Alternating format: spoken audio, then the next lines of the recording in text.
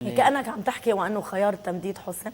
ايه، انا عم بحكي حسم لانه في وقائع بتقول انه حسم في حاجه انه يبقى قائد الجيش موجود.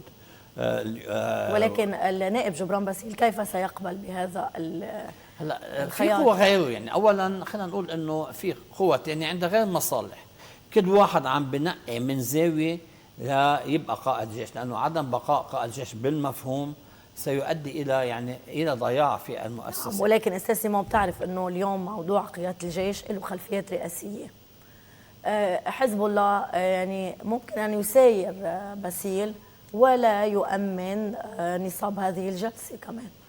الجلسه بدها 66 نائب. بقول لي هلا بدها 66 نائب، من بيناتهم اذا 33 صوتوا لاي اقتراح بيمشي.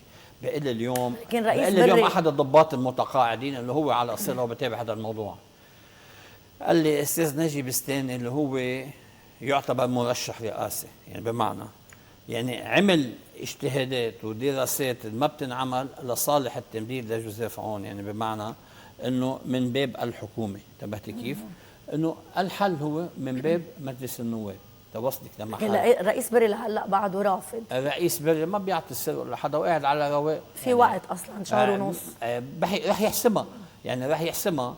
بس الرئيس بري اخذ بعين الاعتبار نقطه كثير اساسيه، انه البطرك الراعي رفض التعيين في غياب رئيس الجمهوريه، وهون رئيس بري يعني وافق عليها، وكذلك حزب الله كمان وافق عليها، لانه حزب الله عم بيشوف قدامه انه وضع المنطقه كيف. حزب الله وافق على التمديد؟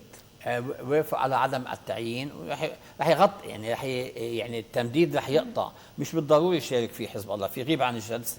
هو قلت لك بده 66 نائب التمديد.